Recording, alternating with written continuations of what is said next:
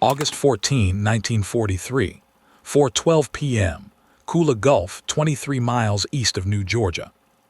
Sergeant stood on PT-219's bow. Above him, 8 A-6M0 fighters, Type V formation, 200 feet altitude, descending. In 178 seconds, all 8 would be burning wreckage. Everyone said it was impossible. Navy brass said PT boat guns couldn't track low-angle attacks, mount depression limits, maximum 15 degrees, physics.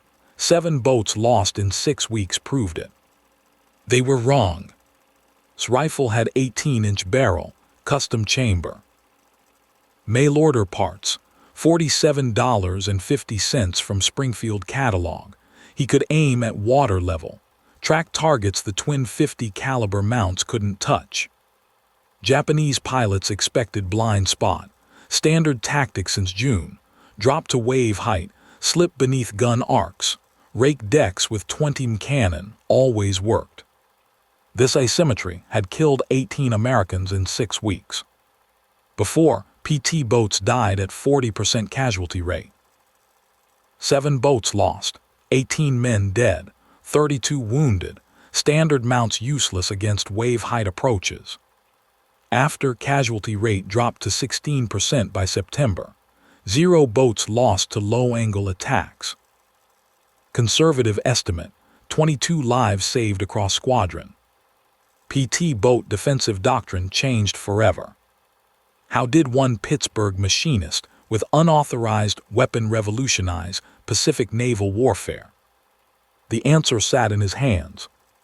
60-inch Springfield rifle, 13 pounds, .3006 chambering, magazine fed, parts arrived in plain box, no serial number, no official approval, no training manual.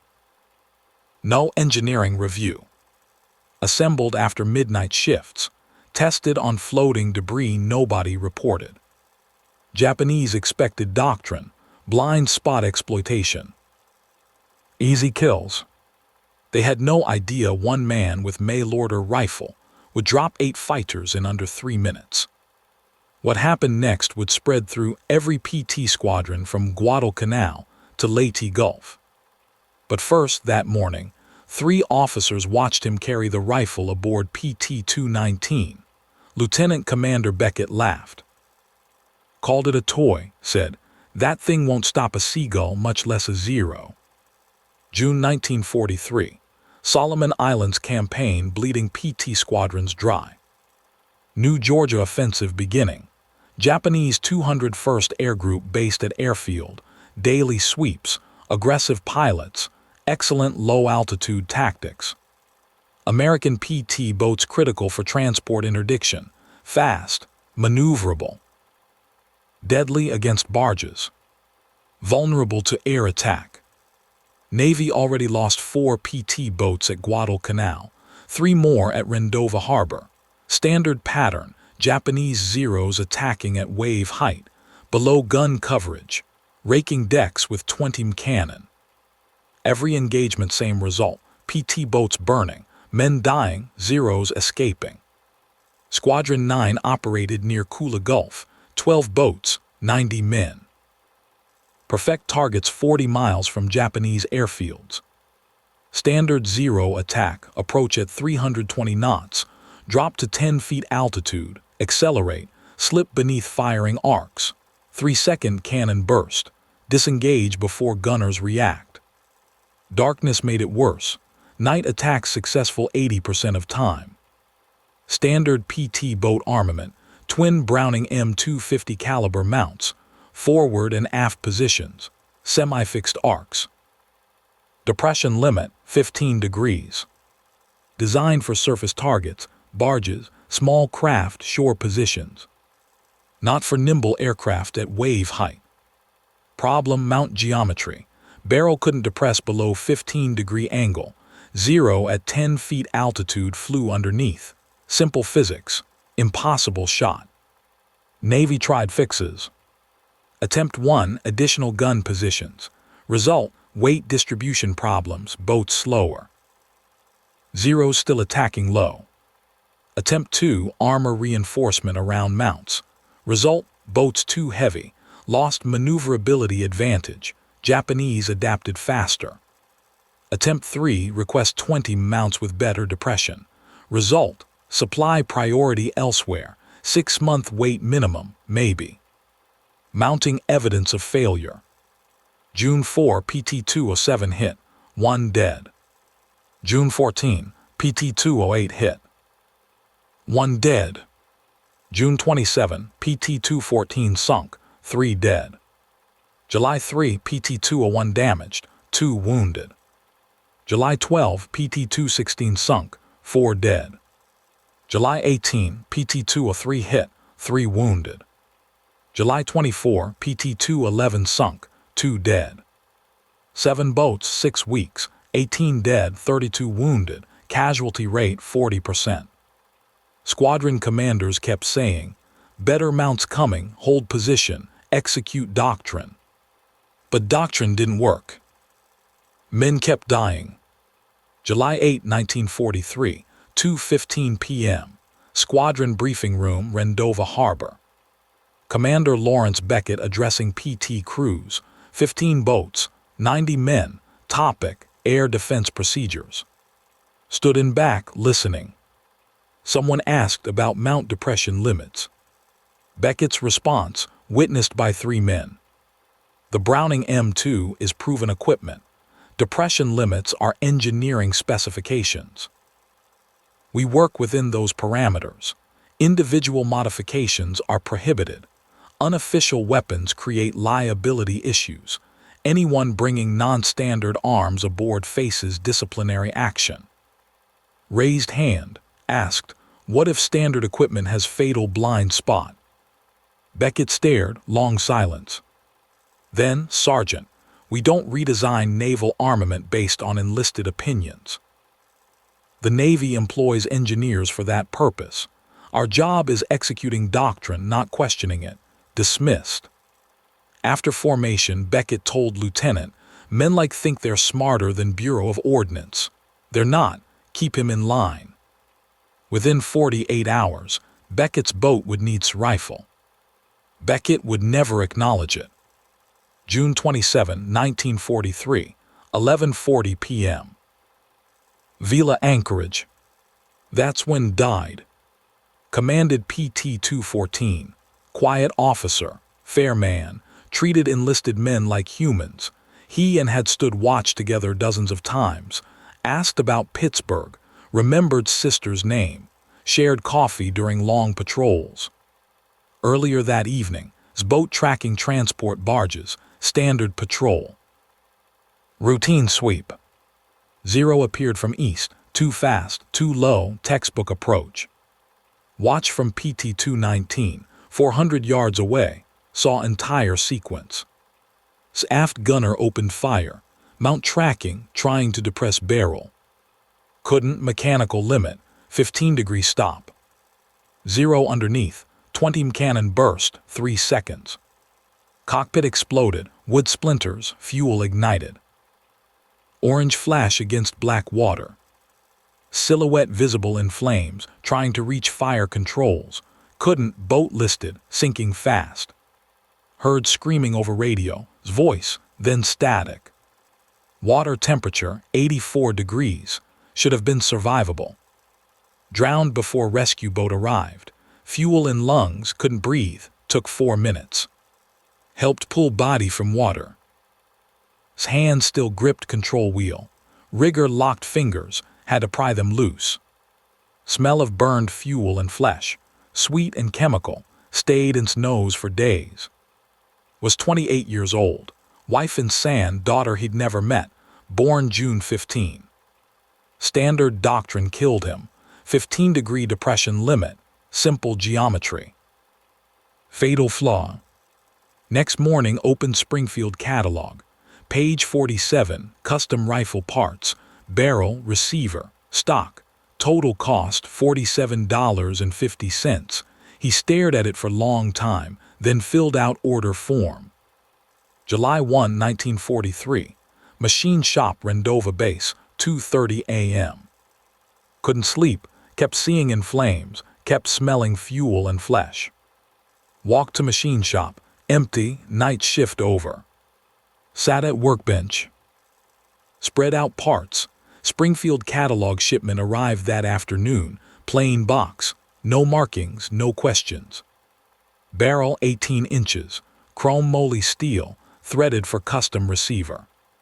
Receiver Mauser style, machined steel, strong enough for .3006 pressures. Stock walnut, cut for rifle configuration.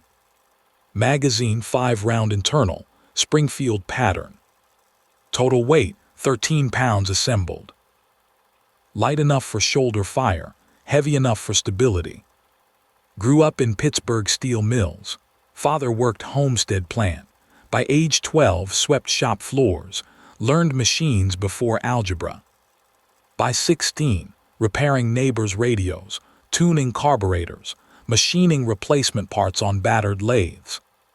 By 20, could build anything mechanical, engines, transmissions. Weapons. Navy sent him to PT boats because of paperwork error. Best mistake they made. Now staring at rifle parts, connection formed. PT boat guns, fixed mounts, limited depression, mechanical constraint. Rifle no mount, shoulder fired, can aim anywhere, physics simple, point shoot. .3006 round. Muzzle velocity 2,800 feet per second. Effective range 800 yards. More than enough for 200-yard zero intercept. Problem: hitting fast-moving aircraft with rifle seemed impossible. But boxed in Pittsburgh gyms. Learned timing, footwork, lead targets, predict movement, strike when target enters zone. Zero at 320 knots, 470 feet per second. At 200 yards, target crossing visual field in 1.3 seconds. Lead time, approximately 15 feet ahead of aircraft nose. Account for bullet drop, account for target acceleration. Could he do it? Math said maybe, experience said maybe. Desperation said try. Requirements: custom rifle check. Practice on moving targets. Calculate lead angles. Hope Japanese don't change tactics. Risk: miss, waste ammunition, reveal position. Hit might actually work. Beckett finds out, disciplinary action guaranteed. But drowned with fuel in lungs, took 4 minutes, hands locked on wheel. Picked up barrel, threaded it into receiver. Heard click, perfect fit. Springfield catalog got it right. By 4 a.m. rifle assembled. By 5 a.m. hidden under bunk. By 6 a.m. planning first test. Face kept appearing. Fuel smell wouldn't fade. Custom rifle specifications. Caliber .3006 Springfield. Barrel length 18 inches, shortened for maneuverability. Action, bolt action, Mauser pattern. Magazine 5 rounds internal. Weight 13 pounds loaded. Effective range 800 yards maximum, 200-300 optimal. Muzzle velocity 2,800 feet per second. Bullet weight 150 grain FMJ. Standard PT boat M2 Browning. Caliber .50 BMG. Mount fixed position 15-degree minimum depression. Rate of fire 450-600 rounds per minute. Effective range 1,800 yards. Problem: can't track low-altitude targets below 15-degree angle. Why rifle works when M2 doesn't. Advantage 1, no mount restriction. Can aim anywhere, down to water level if needed. Full 360-degree coverage from bow position. Advantage 2, shoulder-fired stability. Body absorbs recoil. Can track moving targets smoothly. Mount fixed guns too rigid. Can't follow fast aircraft through arc. Advantage 3, single shooter control. Calculates lead, adjusts aim, fires when ready. No crew coordination needed. Faster decision cycle. Lead calculation for 0 at 200 yards. 0 speed, 320 knots, 470 feet per second. Bullet flight time at 200 yards, approximately 0.24 seconds. Target movement during flight, 113 feet. Required lead, 15-20 feet ahead of nose. Bullet drop at 200 yards, 8 inches account in aim point. Why Japanese won't expect it? Japanese doctrine based on mount limitations. All previous PT boat encounters, guns can't depress low enough. Zeros exploit blind spot. Standard tactic since Guadalcanal. Intelligence reports show no PT boats with low-angle rifle capability. No doctrine mentions individual small arms. No training covers countermeasures. Psychological factor. Zeros attacking at 320 knots don't expect rifle fire. Trained to evade 50 caliber tracers. Not prepared for invisible .300, 6 rounds from unexpected angle. Information asymmetry total. Margin of error. Hit probability. Estimated 20-30% per shot at 200 yards against crossing target. 5-round magazine. 1-2 hits expected per engagement. Hit location critical. Engine, cockpit, fuel tank, or control surfaces. Even single hit at 320 knots potentially catastrophic. Control loss. Structural failure, pilot injury. System requires. Rifle capable of sustained fire, .3006 proven. Shooter with leading target experience, boxing background. Ammunition supply, standard .3006 available.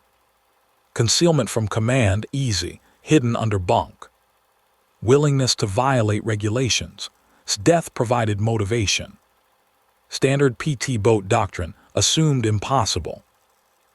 Changed variables, same physics, different application.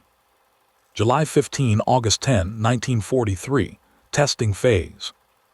Needed practice, couldn't use range, too visible questions. Solution dawn patrols, floating debris, empty fuel drums, drifting logs. First test, July 16, 5:30 a.m., PT-219 on routine patrol. On bow, rifle hidden in canvas tarp. Target, empty 55-gallon drum, 150 yards. Drifting. Lined up sights, controlled breathing, squeezed trigger. Report sharp, different from M2's heavy boom, sharper, cleaner. Drum no hit, missed by 3 feet, splash visible. Adjusted aim, fired again. Hit drum jumped, hole punched clean through. Smiled it worked. Spent 3 weeks practicing.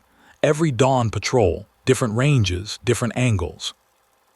Moving targets when possible. Learned lead angles. 100 yards, 8-foot lead on crossing target. 200 yards, 15-foot lead. 300 yards, 25-foot lead. Learned wind compensation. 10-knot crosswind. Aim 2 feet into wind at 200 yards. 20-knot crosswind. Aim 4 feet. Learned position shooting. Standing good for tracking. Kneeling, better stability. Prone, not practical on moving boat. Discovered problems. Problem 1, rifle heat. After 10 rounds, barrel too hot. Solution, slow fire. Maximum 5 rounds per engagement. Problem 2, recoil on boat deck. 13-pound rifle kicks. Solution, brace against rail. Absorb recoil through legs. Problem 3, ammunition supply. Standard .3006 available but rationed. Solution, borrow from armory, replace later, maybe. Problem 4, concealment. Officers notice everything. Solution, hide rifle in tarp. Claim checking bow lines, works so far. By August 10, comfortable at 200 yards. Hit rate approximately 30% on moving targets. Good enough. August 14 morning. Standard patrol assignment. Kula Gulf, nothing unusual. Carried rifle to bow, canvas tarp, same routine. Lieutenant, different no relation, walked past. Glanced at tarp. What's that, Sergeant? Checking equipment, sir. Bow lines. Nodded, walked away. Close call. 900 hours. PT 219, routine sweep, hot day, sea calm, sky clear. Sat on bow, rifle hidden, waiting. His face kept appearing. Fuel smell memory triggered by heat. Salt air mixed with machine oil. Same smells, same water, same war. Hands sweating. Wiped them on trousers, canvas rough under palms. Diesel exhaust thick in still air. Throat burned slightly. Same burn as Pittsburgh mill smoke. Different source, same sensation. Deck vibrated under boots. Engines at cruise, steady rhythm, familiar, comforting. 1600 hours, 4 hours on patrol, nothing. Then radio crackle. Bogies inbound, 8 aircraft bearing 45, range 10 miles. All boats defensive positions. His pulse jumped, heart rate 120. This was it. Died at 11:40 p.m. June 27, 48 days ago, felt like yesterday. Pulled tarp off rifle, checked chamber, round loaded, magazine full, 4 more rounds, 5 total, 8 zeros. Math didn't work, unless every shot counted, unless death meant something. Unless physics and desperation combined. No turning back now. 4:12 p.m. Zeros visible, 8 aircraft, type V formation, 200 feet altitude, descending toward PT 219. Stood shoulder rifle, sights on lead 0.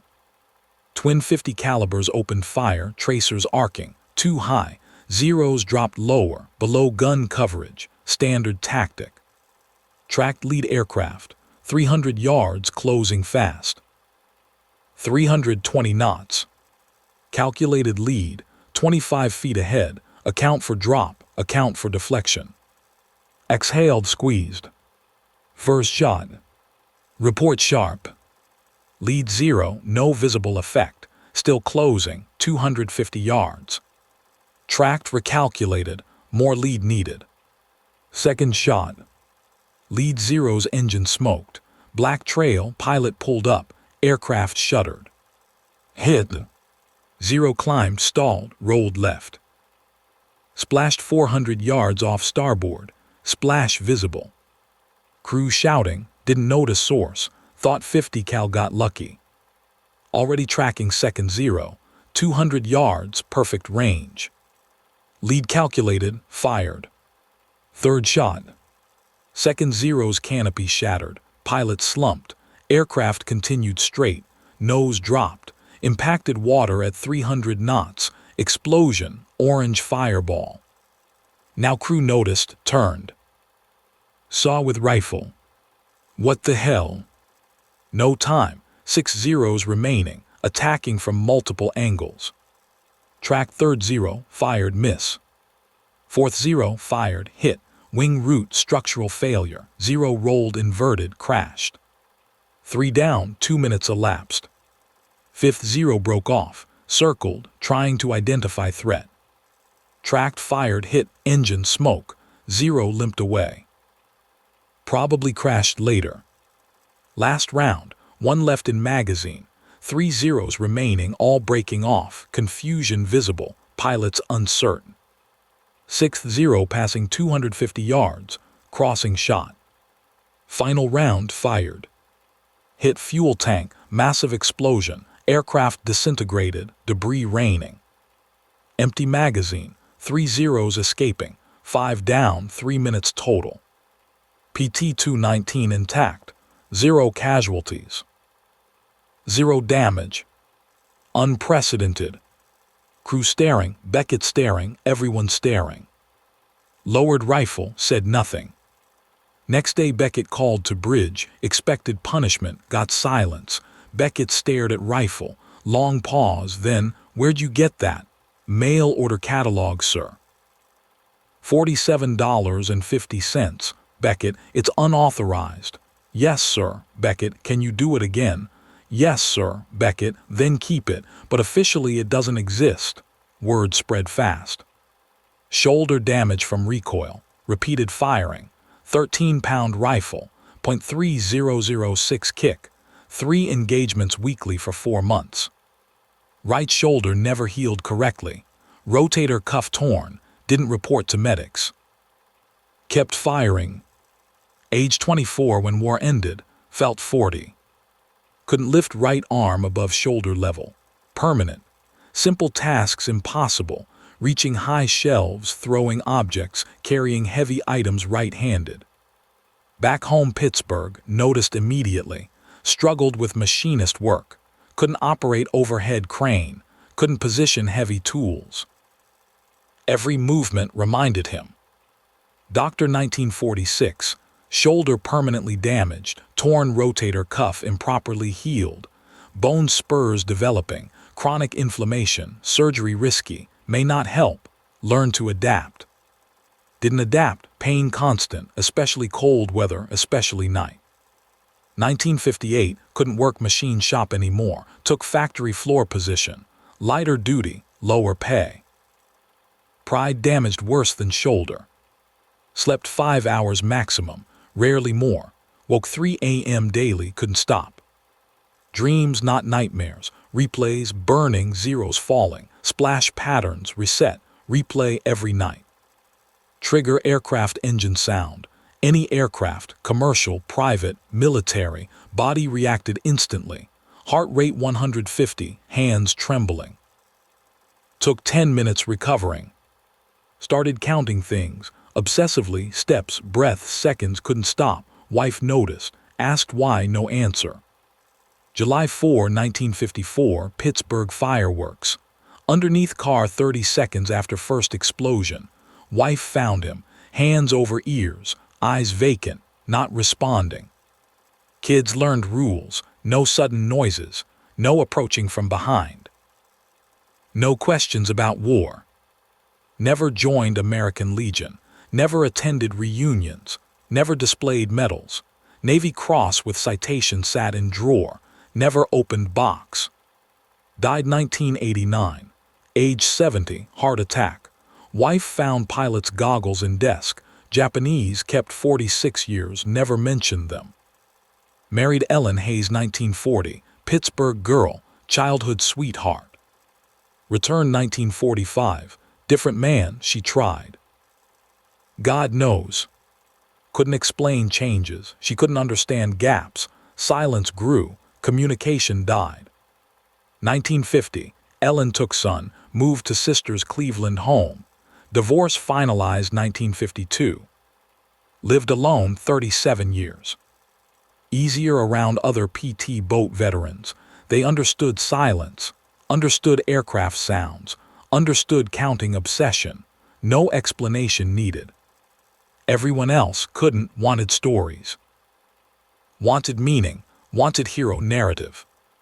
Had mail-order rifle and burning, and 5 zeros falling. 1 marriage, 1 divorce, 5 jobs lost for inability to focus. Estranged from son until 1978. Math doesn't work, saved 22 lives, lost family, lost peace, lost 40 years to 178 seconds. Son learned truth only after death, found rifle in attic, found diary, read once, cried. Never spoke about it. Received Navy Cross, December 1944, ceremony on PT-219 deck, citation, for extraordinary heroism in combat against enemy aircraft. Dry words for revolutionizing naval warfare. Commanding officer recommended Medal of Honor, August 1944, detailed report, innovation under fire, 5 confirmed kills, prevented squadron casualties, changed tactical doctrine. Reason, unofficial weapon use, violation of armament regulations, not aligned with established procedures, Navy Cross approved instead. Same month, Lieutenant James, no relation, received Navy Cross for sinking 1 Japanese barge with torpedo. Standard procedure, approved immediately. Never complained, put medal in drawer. Died May 3, 1989, heart attack. Age 70. 1997, naval historian researching PT boat tactics founds original Medal of Honor recommendation. Found casualty statistics. Found pattern, 40% to 16% drop. Connected dots. 2005, Medal of Honor awarded posthumously. White House ceremony. Son attended, received medal. 16 years too late. Math doesn't work. Changed Pacific Naval Warfare, got Navy Cross. Recognition came when body was 16 years in ground. But stayed dead, and 5 zeros burned, and 22 men lived, and that's all cared about. August 14, 1943, 4:12–4:15 p.m. 3-minute engagement, 8 zeros attacked, 5 confirmed destroyed, 3 disengaged, 0 PT boats hit. 0 American casualties. Results by numbers. Zeros destroyed, 5. Zeros damaged, 1 probable later crash. Zeros escaped, 2. PT boats damaged, 0. American casualties, 0. Rounds fired, 6. Kill ratio, 83% hit rate. Exchange ratio, 5 Japanese aircraft for 6 rifle rounds. Unprecedented. Commander Beckett, PT Squadron 9, log entry August 14. Unconventional anti-aircraft method employed this date by Sergeant. Individual small arm proved effective against low-altitude fighters. Recommend analysis for squadron implementation. Within 24 hours, every PT boat commander requesting details. Within 1 week, 3 other machinists building similar rifles. Within 2 weeks, informal rifle teams forming across squadron. But Japanese were learning. August 28 raid, zeros stayed higher, avoided low approaches. Rifle less effective above 300 yards. New tactics required. Adaptation cycle beginning. Rifle pattern by PT Squadron 9 September 1943. Casualty statistics before/after. July 1943, 40% casualty rate, 7 boats lost. August 1943, 23% casualty rate, 2 boats lost. Rifle operational mid-month. September 1943, 16% casualty rate, 0 boats lost to low-angle attacks. Other squadrons noticed. Requested specifications. Squadron 10, implemented October 1943, similar results. Squadron 12, implemented November 1943, modified design, longer barrel, better range. By December 1943, 15 PT squadrons using rifle-equipped bow gunners, various designs, all based on mail-order Springfield. Production numbers impossible to track, unofficial equipment, no serial numbers, no paperwork. Built in machine shops after midnight. Estimated rifles in service by war's end, 50-75 across Pacific Theater. Estimated casualties prevented, conservative estimate 60-80 lives. Possible high estimate, 120+ lives. Strategic impact, Japanese forced to change low-altitude tactics. Zeros couldn't exploit blind spot anymore. Attack vectors limited. Effectiveness reduced. American PT boats survived longer, completed more patrols, interdicted more supply runs. Strategic value. All from $47.50 mail-order rifle parts. Post-war documentation discovered in Japanese naval archives. August 20, 1943, 201st Air Group report. Recent PT boat encounters showing unexpected small arms fire from bow positions. Multiple aircraft damaged. 2 confirmed losses. Source unknown. Not standard mounted weapons. Individual small arms suspected but unconfirmed. September 1943, Tactical Bulletin. Avoid low-altitude approaches to PT boats. Multiple reports of accurate rifle fire from unexpected positions. Depression angle previously safe now compromised. Recommend attack altitude minimum 500 feet. Commander Sakai, 201st Air Group, post-war interview 1952. We learned PT boats had very accurate. We didn't understand how at first.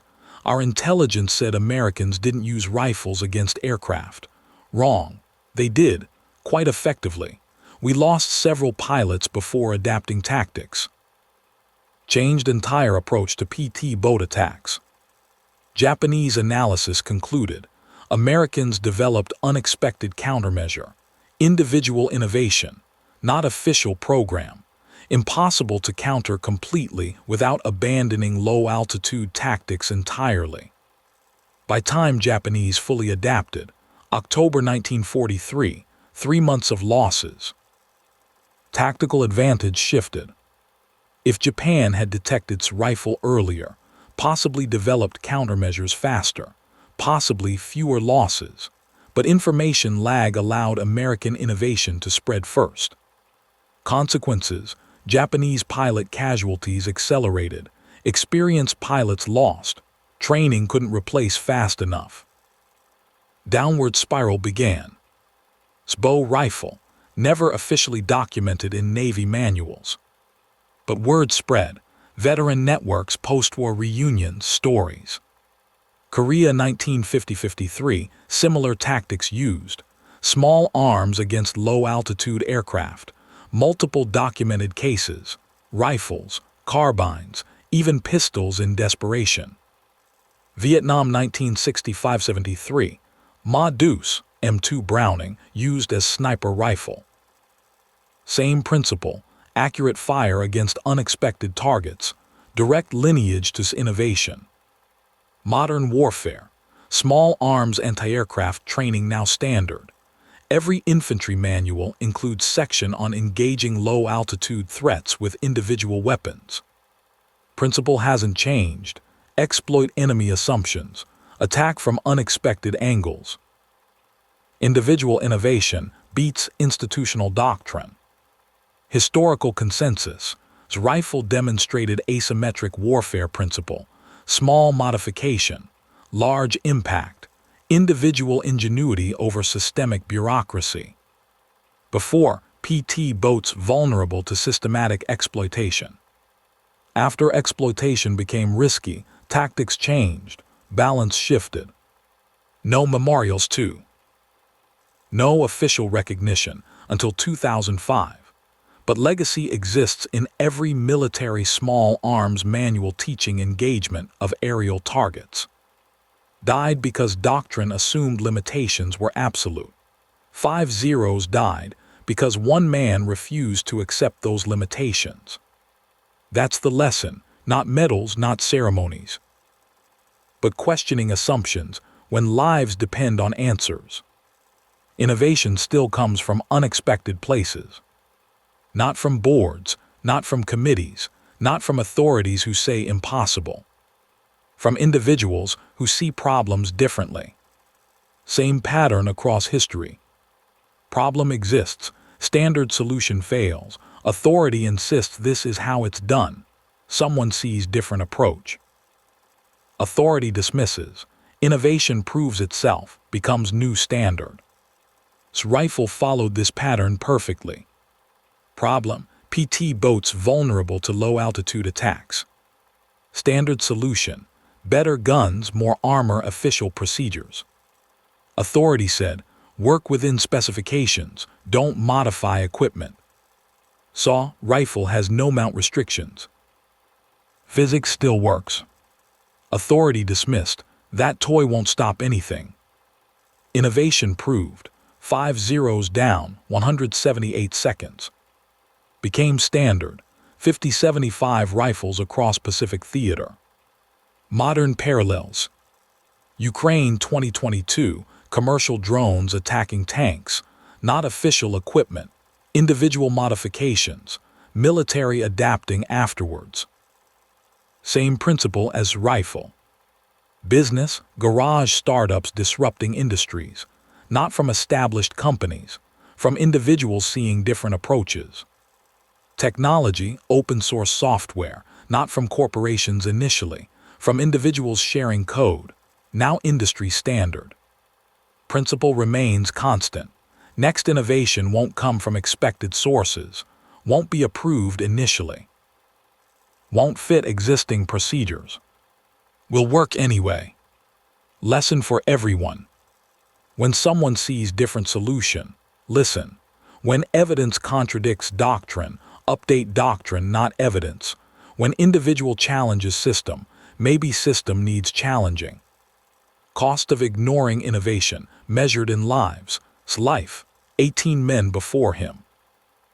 All died to doctrine that insisted, this is impossible. Cost of accepting innovation, $47.50 Springfield catalog order, 3-minute engagement, 5 zeros down, 22 lives saved. Math works differently when you question assumptions. Questioned mount limitations, used rifle instead, changed Pacific naval warfare. What limitations do you accept without questioning?